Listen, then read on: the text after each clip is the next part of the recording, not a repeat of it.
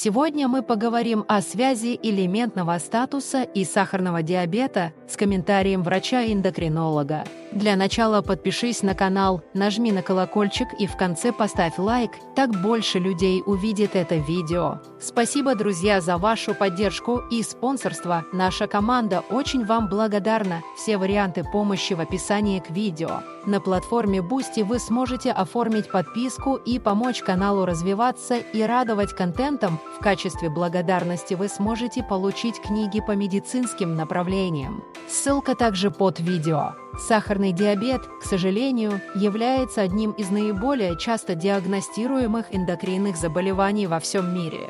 В среднем на 80% от общего количества больных приходится сахарный диабет второго типа. Основные факторы риска связаны с образом жизни: избыточный вес, малоподвижный образ жизни, неправильное питание. Полностью диабет пока не лечится, поэтому заболевание лучше предупредить. Несложно догадаться, что основными способами снижения риска сахарного диабета второго типа будут контроль веса, соблюдение правильного рациона питания, регулярные физические нагрузки и отказ от вредных привычек. И еще один немаловажный способ предотвратить многие заболевания, не только сахарный диабет, контроль микроэлементов. Дефицит минеральных веществ у больных сахарным диабетом второго типа – обычное явление. Возникающие проблемы с ЖКТ при данном заболевании, а также необходимость соблюдения соответствующей диеты приводит к снижению поступления минеральных веществ с пищей, нарушению их усвоения и обмена.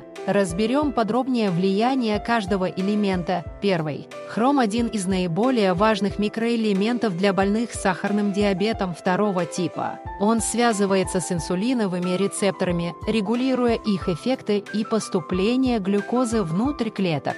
Хром способствует уменьшению жировых отложений, снижению уровней холестерина и триглицеридов, а также усилению функции инсулина.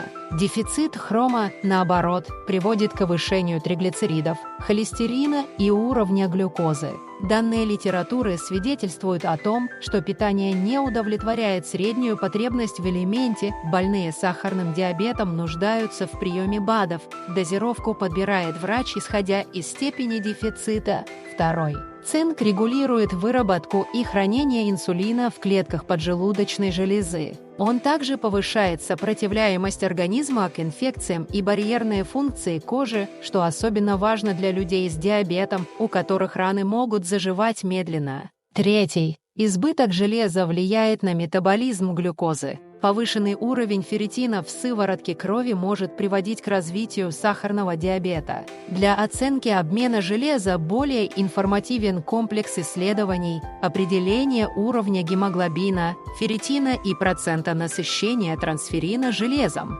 Четвертый.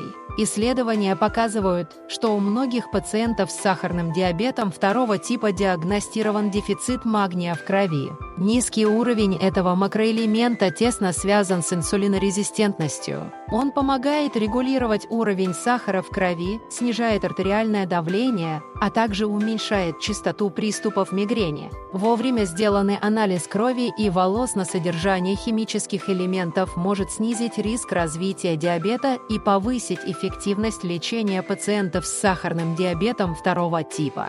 Отправляйте пост друзьям, родным и близким. Эта информация будет всегда актуальна. Будьте внимательны к своему здоровью и не забывайте вовремя проходить контрольные исследования, если это требуется.